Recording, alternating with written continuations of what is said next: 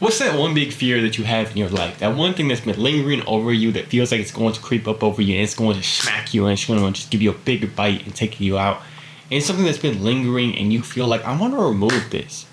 So I heard this story from Les Brown, and Les Brown was talking about how there was this movie that he watched, and in the movie they had this dentist that had this big drill, and then something went wrong with the drill in the movie, and it was like real bad.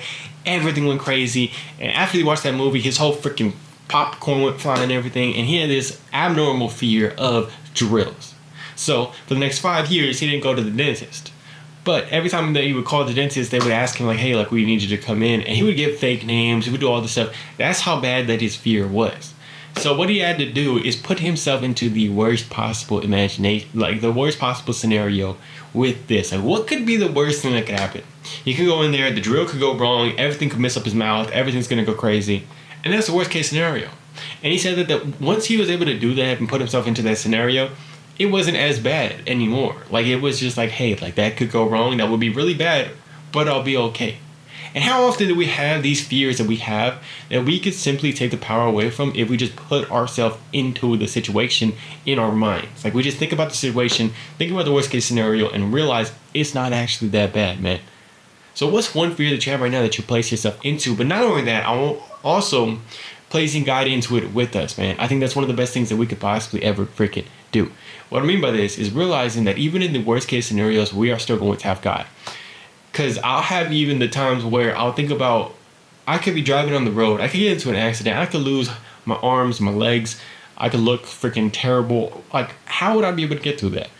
And if I think about, okay, God would still be with me and being able to do that, all of a sudden I don't fear that no more. I've seen dudes that the dude that's doing public speaking, he has no arms and no legs.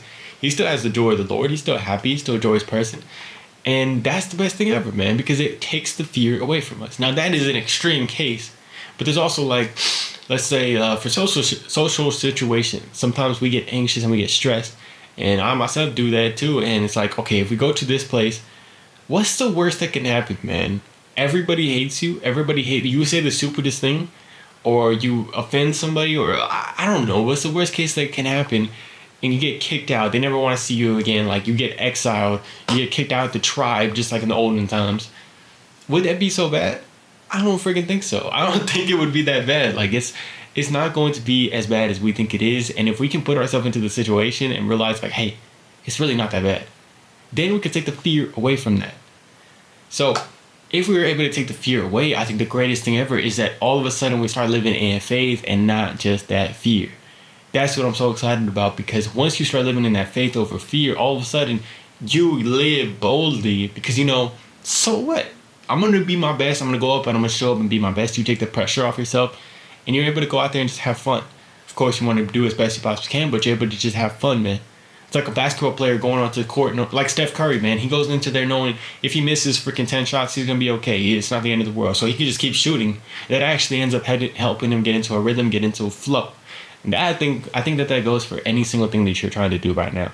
So I hope you're able to place yourself into some kind of abnormal fear that you have right now, whatever that might be, and you're able to take the power away from it. Because I want you to go out there and I want you to live boldly. I want you to live your best self. And I don't want you to be ruled by that fear.